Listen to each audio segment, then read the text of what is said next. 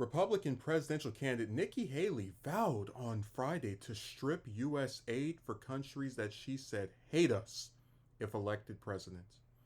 Haley said in an op ed in the New York Post that taxpayers deserve to know where U.S. foreign aid is going and would be shocked to learn that much of it is supporting anti American countries and causes. She claimed that the United States has given more than $1 billion in recent years to Iraq, which she said is increasing ties to murderous thugs in Iran who have shouted death to America. Iraq and Iran have improved their relations in recent years after a long history of being adversaries. Haley noted that the U.S. has sent aid to Pakistan despite more than a dozen terrorist organizations residing there, and China for ridiculous environmental programs. This is not just Joe Biden, it's been happening for decades under presidents of both parties. Our foreign aid policies are stuck in the past, she wrote. They typically operate on autopilot with no consideration for the conduct of the countries that receive our aid. She added that she is running for president to restore our nation's strength, pride to the country, and the public's trust. Backing American allies and friends like Israel and Ukraine is smart. Sending our tax dollars to enemies isn't. Haley said, that's why I will cut every cent in foreign aid for countries that hate us. A strong America doesn't pay off the bad guys. Haley, who previously served as ambassador to the United Nations under the Trump administration and governor of South Carolina, said she often saw countries that bashed the United States in public and then privately begged for money. She said she supported former President Trump's decision to cut almost $2 billion in military aid to Pakistan, but it did not go far enough. Haley became the second major Republican to launch their bid for the GOP nomination for president in 2024 earlier this month, following Trump into the race. Polling has shown Trump and Florida Governor Ron DeSantis leading in hypothetical Republican primary matchups.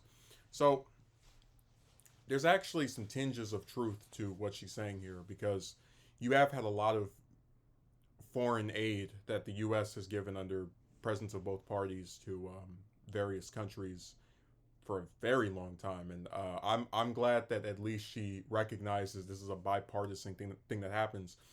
But where she loses me very quickly, might I add, is she has this really bad habit, and a lot of these right wingers do, of not being able to specifically and directly state something without it kind of being nebulous and not, again, explaining what they're talking about. So she says that the U.S. has sent aid to China for ridiculous environmental programs. Okay, well, China's the other big, the other superpower in the world, our biggest competitor. I think it's reasonable to say that climate change and environmental issues are something that affects the whole world. So what is ridiculous about aiding China with an environmental policy that benefits the world? I'd love to know. Now, the other part of it is I think she kind of leans into guilt by association, where she talks about how the U.S. has given more than $1 billion in recent years to Iraq, and they're increasing ties to murderous thugs in Iran. And, it's like, I don't understand why, if you're a person that wants peace, that wants people to get along, doesn't want war, why it would bother you to provide financial support to a country that, while getting along with this other country that has people there that shout death to America, is not directly involved with any plans or strategies to enact such a belief system. So basically, she wants to cut aid to Iran because they're getting along better with a country they used to have problems with. and she's wondering why people are calling her a warmonger. The last part of this is where she says, backing American allies and friends like Israel and Ukraine is smart. Sending our tax dollars to enemies isn't. A strong, and I'm cutting out a little bit of this, but a strong America doesn't pay off the bad guys. Now, we talk about how, unfortunately, in America, when you criticize the Israeli government, oftentimes you have people who will say, you are anti-Semitic, you despise Jewish people. And when you're talking about this government, you're always saying, I have a problem with the Israeli government, not the people who live there, not the people that run it just because of their religion, or with their religion being any factor in this. you oftentimes have to explain repeatedly ad nauseum. You are not talking about Jewish people. You are talking about an apartheid state that treats Palestinians like garbage, that has kicked them out of their homes, blown them to pieces, complete warfare and nightmares that have happened over there.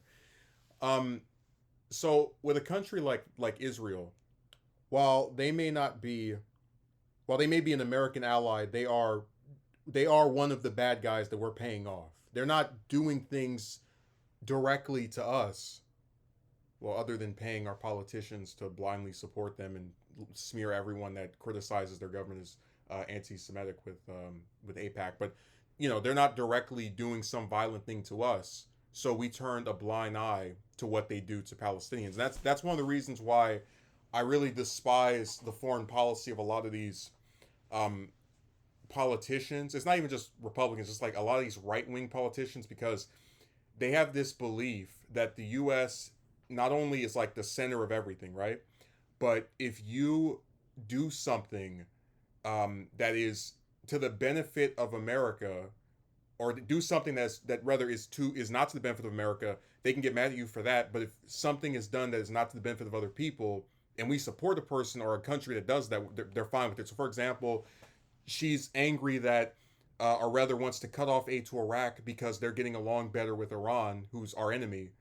But then she's fine with keeping aid going to Israel, even though they murder Palestinians left and right, because she doesn't care. It's not American blood that's being spilled. Again, that's what happens when you have these ego-driven pricks who say one thing and practice another thing.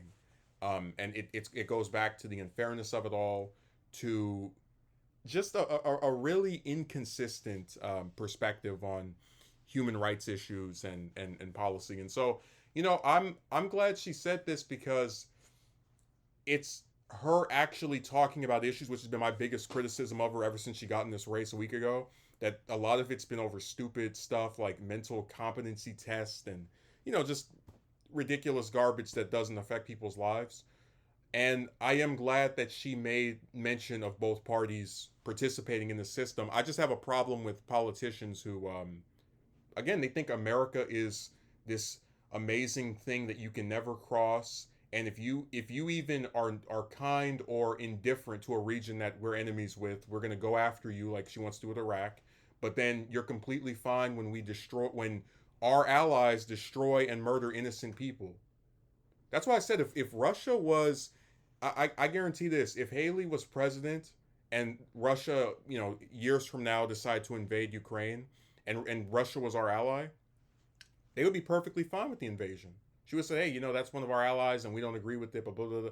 They don't care. If you're As long as it doesn't affect them, they are completely fine with people getting murdered and massacred all across this world.